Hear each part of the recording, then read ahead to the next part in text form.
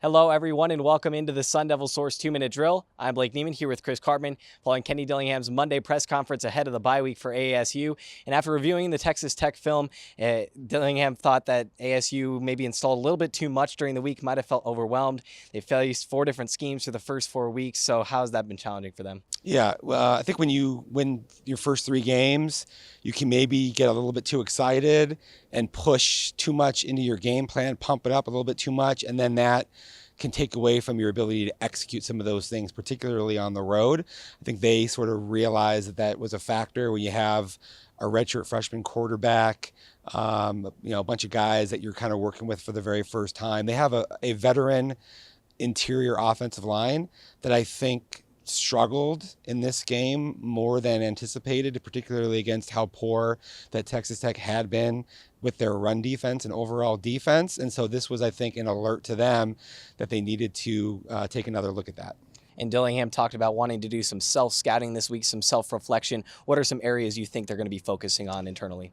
These 2 points sort of dovetail, right? The reality is that you use the bye week to dig back into the things that you like to do that are your bread and butter, that kind of everything else builds off of, and understanding what guys are able to execute, how effectively that they're able to do certain things schematically, and then you kind of then go back and build your next game plan for Kansas following that.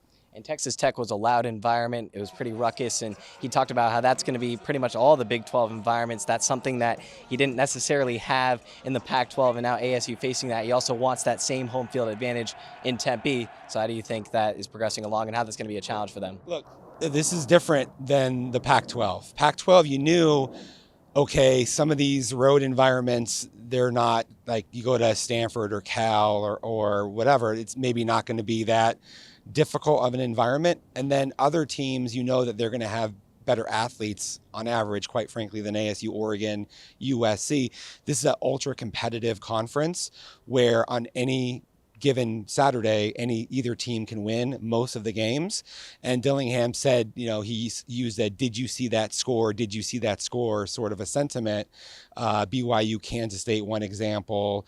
So the reality is that home field environments are crucially important because of the advantage that they give the home team. ASU struggled with disciplinary issues, penalties and whatnot on the road. Those things hadn't happened in home games.